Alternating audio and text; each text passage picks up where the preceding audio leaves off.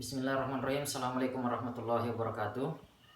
Alhamdulillah, amma ba'd. Pada kesempatan kali ini kita kembali bertemu dalam mata pelajaran bahasa Arab. Adapun materi yang akan kita bahas pada kesempatan kali ini adalah tentang kaidah bahasa Arab, tarkib atau kawaid. Nah, kita akan menggunakan video karena menurut saya akan susah untuk menjelaskan kaidah dalam bahasa Arab, dan bisa saja akan susah juga untuk dipahami kalau tidak dibantu dengan media atau perangkat pembelajaran. Baik, kita akan masuk dalam pembahasan. Sebelumnya saya perlu sampaikan bahwa materi kaidah yang akan kita bahas di bab 2 ini adalah mabni lil ma'lum dan mabni lil majhul. Akan tetapi setelah saya periksa materinya, ada di halaman 32 kalau tidak salah. Setelah saya cek urutan dari materi tersebut, saya berkesimpulan bahwa materi ini akan lebih mudah dipahami apabila dasar dari kaidah teman-teman sekalian sudah bagus, minimal sudah mengerti kaidah-kaidah dasar. Sesungguhnya materi mabni lil ma'lum dan mabni lil majhul ini cukup mudah. Akan tetapi akan menyulitkan apabila dalam kaidah tersebut teman-teman sekalian mendapati istilah-istilah dari kaidah-kaidah sebelumnya yang tidak dipahami. Simpelnya seperti ini, kaidah mabni lil ma'lum dan mabni lil majhul ini saling terikat dengan kaidah-kaidah bahasa Arab dasar. Oleh karena itu saya berkesimpulan sebelum kita membahas mabni lil ma'lum dan mabni lil majhul ini, ada baiknya kita merefresh dulu kaidah-kaidah dasar untuk mempermudah dalam memahami materi kaidah tersebut. Nah, bagi teman-teman, di antara teman-teman sekalian mungkin sudah ada yang memahami kaidah mabni lil majhul dan mabni lil ma'lum ini. Nah, bagi teman-teman sekalian, mohon pengertiannya, kita ulang dulu materi kaidah-kaidah dasar sambil merefresh pelajaran tentang kaidahnya. Dan bagi yang belum paham atau belum pernah mendengar kaidah mabni lil majhul dan mabni lil ma'lum ini, inilah kesempatannya untuk lebih mengerti lagi kaidah-kaidah dasar dalam bahasa Arab, karena saya akan menjelaskan mulai dari dasar bahasa Arab, menjelaskan ya secara singkat walaupun tidak terlalu mendetail. Yang jelas ada gambaran bagi teman-teman, ada bayangan, dan ada istilahnya pondasi bagi teman-teman untuk sampai ke kaidah-kaidah yang lebih tinggi. Seperti itu. Baik, jadi saya akan jelaskan terlebih dahulu. Yang kita pelajari sekarang adalah ilmu Arabiyah atau ilmu bahasa Arab. Dalam bahasa Arab itu ada dua komponen.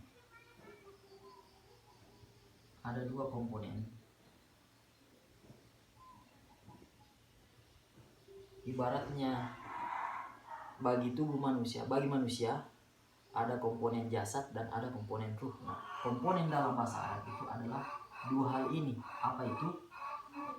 Sorof dan nahwu. Nahwu sorof.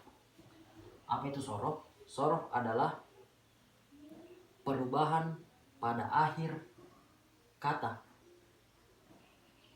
Pasti teman-teman sudah tahu dalam bahasa Arab itu berubah-ubah katanya, harakatnya, dan seterusnya. Nah, itulah yang dimaksud dengan sorof. Kemudian ada nahwu. Apa itu nahwu? Nahwu adalah kaidah dalam bahasa Arab. Jadi tata bahasa. Kenapa kita harus menyusun kata itu dari A, terus B, terus C. Nah, itu semua dibahas dalam nahwu. Sehingga tidak terjadi kekacauan dalam berbahasa, tidak terbalik-balik. Misalnya dalam bahasa Indonesia, kita membahas bahasa Indonesia, diperlukan tata bahasa yang baik dan benar, sehingga kita tidak salah dalam menyebut suatu kalimat. Misalnya, seharusnya kita bilang saya makan nasi, tapi karena tata bahasanya tidak benar, sehingga terbalik atau acak-acakan. Saya nasi makan. Ini kan tidak bermakna dan tidak jelas. Nah, seperti itu juga dalam bahasa Arab. Nahwu inilah yang menentukan urutan atau tata bahasa dari bahasa Arab ini baik, benar, dan dapat dipahami. Oke. Dari kedua komponen ini, nahwu dan sorof, akhirnya bisalah kita untuk membuat satu kata, baru kata, belum kalimat. Saya, makan, sekolah, dan sebagainya, baru kata, belum kalimat. Nah, adapun walaupun dalam bahasa Arabnya kata itu disebut dengan kalimat, jangan terkecoh.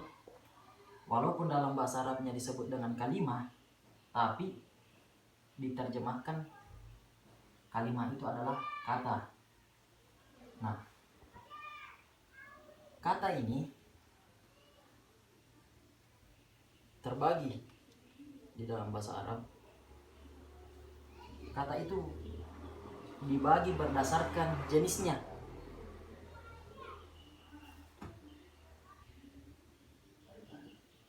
Yang mana dimaksud dengan kata dibagi dengan jenisnya? Jadi dalam bahasa Arab ada kata benda disebut dengan isim,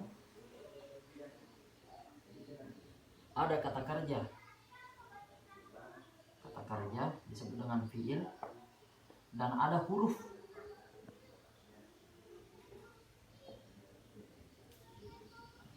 Bahasa Arab tidak lepas dari yang tiga ini.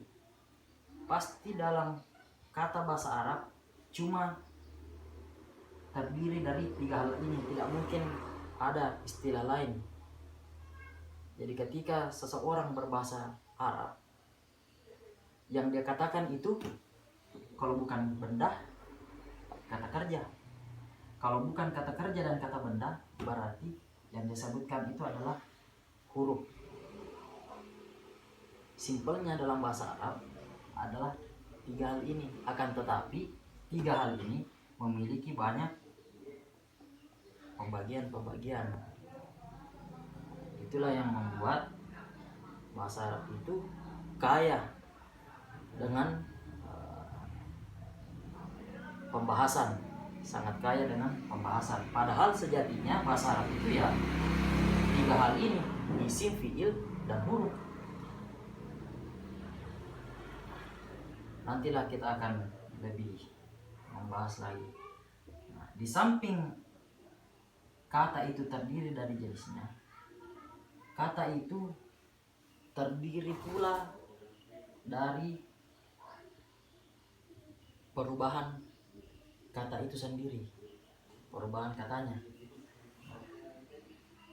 Jadi perubahan dalam bahasa Arab itu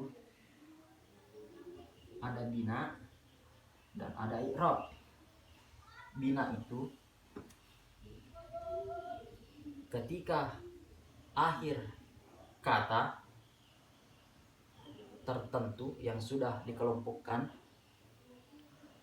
adalah tetap, tidak terdapat perubahan pada akhir kata itu, dalam arti memang memang telah diatur bahwa kata-kata tertentu ini tidak berubah lagi akhirnya, nah itulah yang disebut dengan bina atau mabni.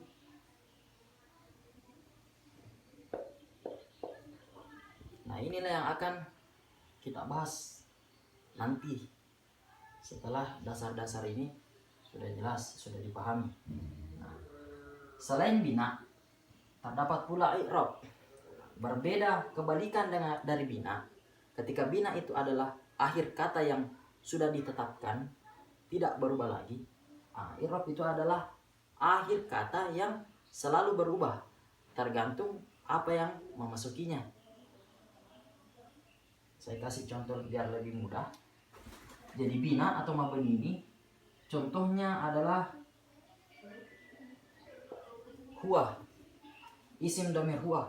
Huwa ini sudah mabni, sudah bina, dia selamanya tetap disebut huwa, tidak mungkin hui, tidak mungkin hu. Itulah yang dimaksud dengan bina. Adapun i'rab,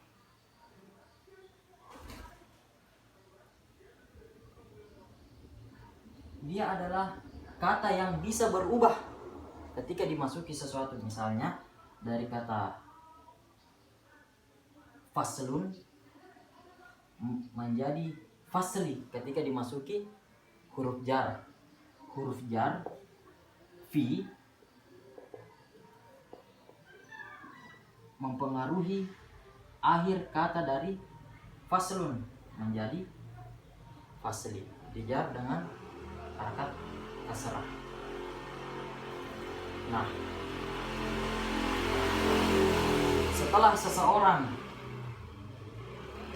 seorang murid telah mampu membedakan mana kata benda, mana kata kerja, dan mana hukum, kemudian telah mampu mengkategorikan ini adalah mabni dan ini bisa di-i'rab, barulah seorang itu bisa membuat kalimat atau jumlah di dalam bahasa Arab. Setelah seseorang telah menguasai sorof, telah memahami kaidah nahwu, sudah bisa membagi jenis-jenis dari kata, barulah dia bisa membuat kalimat dengan baik dan benar di dalam bahasa Arab. Akan tetapi kita sebagai pembelajar bahasa Arab yang bukan penutur asli bahasa Arab, ya tidak apa-apa apabila terdapat kesalahan dalam kaidah, kesalahan dalam pengucapan. Artinya kita belajar